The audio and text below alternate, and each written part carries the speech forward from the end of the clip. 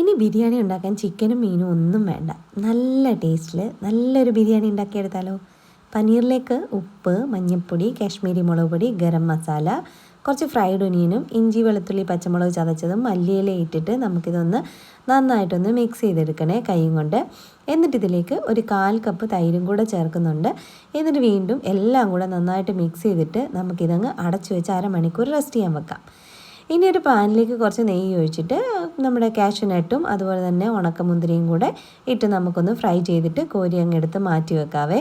എന്നിട്ട് അതേ നെയ്യിലേക്ക് പട്ട, ഗ്രാമ്പൂ, ഏലക്ക, തക്കോലം, കുറച്ച് ജീരകവും കൂടി ഇട്ടൊന്ന് മൂപ്പിച്ചിട്ട് അതിലേക്ക് കഴുകി വൃത്തിയാക്കി കുതിരാൻ വെച്ചിട്ടുണ്ടായിരുന്ന നമ്മുടെ കൈമാ റൈസാണ്, അതും കൂടി ഇട്ട് 2-3 മിനിറ്റ് ഒന്ന് വഴറ്റിയിട്ട് അതിലേക്ക് കുറച്ച് തിളച്ച വെള്ളം അരിയുടെ ലെവലിൽ നിന്ന് റേഞ്ച് ലെവൽ മേളിൽ നിൽക്കുന്ന രീതിയിൽ ഒഴിച്ച് ഉപ്പും ഇട്ട് ഇളക്കിയിട്ട് അടച്ചു വെച്ച് ലോ ഫ്ലെയിമിൽ 10 മിനിറ്റ് കുക്ക് ചെയ്തെടുക്കുമ്പോൾ നമ്മുടെ റൈസ് റെഡിയായേ.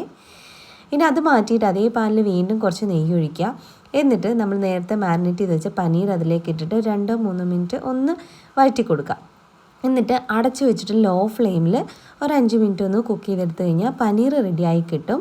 ഇനിയിപ്പോൾ നമുക്കിത് ദം ചെയ്തെടുക്കണം. അതിനായിട്ട് ഒരു ലെയർ ആദ്യം റൈസ് ഇട്ട് കൊടുക്കാം, പിന്നെ മല്ലിയില, ഫ്രൈഡ് ഒനിയൻ, പിന്നെ കാഷ്യൂനട്ടും റേസിൻസും, കുറച്ച് നെയ്യ്, വീണ്ടും അടുത്ത ലെയർ റൈസ്, അതുപോലെ മല്ലിയില, ഫ്രൈഡ് ഒനിയൻ, കാഷ്യൂനട്ടും റേസിൻസും, നെയ്യും ഇത്രയിട്ട് വീണ്ടും ലോ ഫ്ലെയിമിൽ അടച്ചു വെച്ചിട്ട് ഒരു 15 മിനിറ്റ് ആവി കയറ്റിയെടുക്കുക. നല്ല ടേസ്റ്റുള്ള പനീർ ബിരിയാണി റെഡി ആയിട്ടുണ്ട് കേട്ടോ.